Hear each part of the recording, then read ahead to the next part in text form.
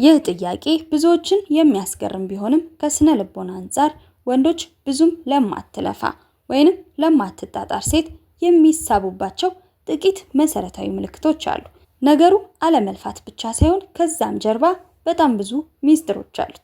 እነዚህ ሚስጥሮች በዛሬው ቪዲዮ እንመለከታለን። ለቻናላችን አዲስ ከሆናችሁ ሰብስክራይብ ማድረግ እንዳትረሱ። ቪዲዮ እንደምትወዱት ስለማልጠራጠር ካሁኑ ላይክ አድርጋችሁ ጀምሩ። ወደ ቪዲዮ። አንደኛ፣ በራስ መተማመን። አንዲት ሴት ለወንድ ትኩረት ብላ ብዙ የማትለፋ ከሆነ ወንዶች ይህንን እንደ ከፍተኛ በራስ መተማመን ይቆጥሩታል። እኔ ማንነቴ በቂ ነው፣ ሰውን ለማስደሰት መልፋት አያስፈልገኝም የሚል መልእክት ያስተላልፋል። ይህ ደግሞ በተፈጥሮ ራሱ ሳቢ ነው። ሁለተኛ፣ የማይገኝ ነገርን የመፈለግ ተፈጥሮ። ብዙ ወንዶች በባህሪያቸው አንድን ነገር ለማግኘት መልፋት ወይንም ማደን ቻሌንጅ ይወዳሉ።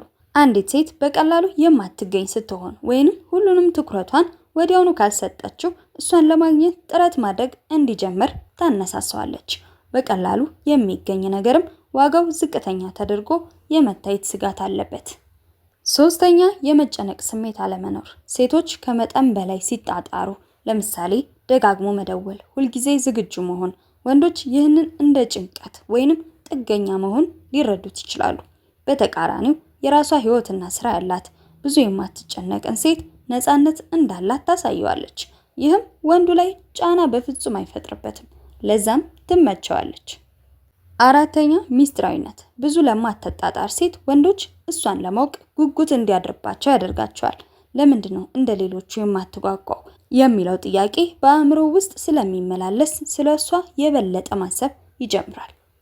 አምስተኛ፣ የእሴት ግንዛቤ። በኢኮኖሚክስ እንደሚባለው ሁሉ በግንኙነትም እጥረት ዋጋን ይጨምራል። አንዲት ሴት ትኩረት ለማግኘት ስትል ብዙ የማትለፋ ከሆነ ወንዱ እሷ ራሷን እንደ ትልቁ ዋጋ ወይንም ፕራይዝ ነው የምታየው ብሎ ያስባል። ሰው ደግሞ በባህሪው በቀላሉ የሚገኝን ነገር ሳይሆን ለማድረግ ጥረት የሚጠይቀውን ነገር ከፍ አድርጎ ይመለከተዋል። ስድስተኛ፣ የስሜት መረጋጋት። ከመጠን በላይ የምትለፋ ሴት አንዳንዴ ግንኙነቱ እንዳይበላሽ በመስጋት ውስጥ ልትሆን ትችላለች። ብዙም የማትጨነቀው ሴት ግን ስሜታዊ መረጋጋት እንዳላት ታሳያለች። ይህ መረጋጋት ለወንዶች ሰላምን ይሰጣል፣ ምክንያቱም ድራማ ወይንም አላስፈላጊ ጭቅጭቅ የሌለበት ግንኙነት እንደሚኖራቸው ይገምታሉ። ሰባተኛ፣ ሪቨርስ ሳይኮሎጂ ወይንም የተገላቢጦሽ ስነ ልቦና። ሰዎች በባህሪያችን የሚገፋንን የመከተል የሚከተሉንን ደግሞ የመግፋት አባዜ ወይንም ዝንባሌ አለን። አንዲት ሴት ራሷን ችላ ስትቆም ስትገፋ ሳይሆን ባለማሳደድ ወንዱ ክፍተቱን ለመሙላት ወደ እርሷ መቅረብ ይጀምራል። የእሷ አለመጣጣር ለሱ ወደ እሷ እንዲመጣ የሚጋብዝ ክፍተትን ይፈጥርለታል። ስምንተኛ፣ ትክክለኛነት። ለማስደሰት ብላ የማትለፋን ሴት እውነተኛ መስላ ትታያለች። ሰዎች ሌላውን ለማስደሰት ሲጣጣሩ ዋናው ማንነታቸውን ሊደብቁ ይችላሉ። ምንም ግድ የሌላት የምትመስል ሴት ግን ያለሁት የሆነኝ ከፈለክ ውደደኝ የሚል ግልጽነት ስላላት ወንዱ እውነተኛ ማንነቷን እያየ እንደሆነ ስለሚያምን እምነት ያሳድርባታል። ዘጠነኛ፣ የመቆጣጠር ፍላጎት መቀነስ። አንዲት ሴት ግንኙነቱን ለማስኬድ በጣም ስትለፋ፣ ለምሳሌ ሁልጊዜ ፕሮግራም ስታወጣ፣ የት ነህ ስትል ወንዱ በረጅም ጊዜ ውስጥ ነፃነቴን አጣሁ ወይንም እየተቆጣጠረችኝ ነው የሚል ስሜት እንዲያድርበት ልታደርገው ትችላለች። ብዙም የማትጨነቅ ሴት ግን ለወንዱ የመተንፈሻ ቀዳዳን ትሰጠዋለች። ይህ የነፃነት ስሜት ወንዱ ይበልጥ ወደ እሷ እንዲቀርብ ያደርገዋል። አስረኛ፣ ኢንቨስት የማድረግ እድል። የሰው ልጅ ተፈጥሮ የሚገርመው ነገር ለአንድ ነገር በለፋን ቁጥር ያ ነገር ዋጋው ይጨምርብናል። ሴቷ የማትለፋ ከሆነ ወንዱ ግንኙነቱን ለማስቀጠል እሱ መልፋት ይኖርበታል። እሱ በለፋ ቁጥር ደግሞ ይህች ሴት ለእኔ በጣም አስፈላጊ ስለሆነች ነው የምለፋው ብሎ ራሱን ያሳምነዋል። ስለዚህ እሷ ዝም ባለች ቁጥር የሱ ፍላጎትና መስዋዕትነት እየጨመረ ይሄዳል። 11ኛ፣ አዳኝ የመሆን ተፈጥሮ። ይህ በጥንታዊው የወንድ ልጅ ስነ ልቦና ውስጥ ያለ ነው። ወንዶች በባህሪያቸው የሚፈትናቸውን ወይንም ቻሌንጅ የሚያደርጋቸውን ነገር ማሸነፍ ይወዳሉ።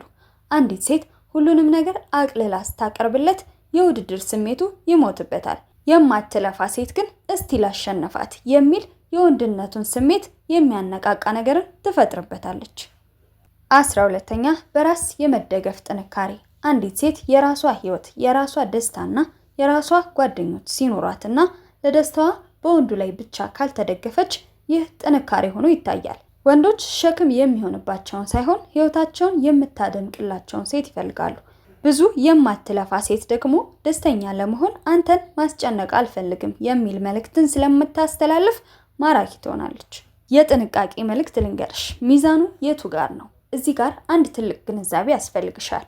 ወንዶች የሚሳቡት ፍቅር ለሌላት ሳይሆን ለማትለምን ሴት ነው። ሁልጊዜ ቀድሞ መደወል ወይንም ቴክስት ከማድረግ እሱ እስኪደውል በትዕግስት መጠበቅ ትችያለሽ።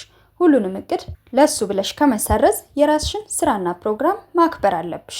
እሱን ለማስደሰት ማንነትሽን ከመቀየር የራስን አቋምና ማንነት ይዞ መገኘት እንዳላጣው ብሎ ከመስጋት ደግሞ ካጣኸኝ ያንተው ነው ጉዳቱ በሚል የራስ መተማመን ሲኖርሽ ይህ በጣም ጠቃሚ ነገር ነው። ጥንቃቄ የሚያስፈልጋቸው ሌሎች ነጥቦችንም እንዲሁ ልንገርሽ። ይህ ማለት ግን ጭራሽ ግድ የለሽ መሆን ሁልጊዜ ይረዳል ማለት አይደለም።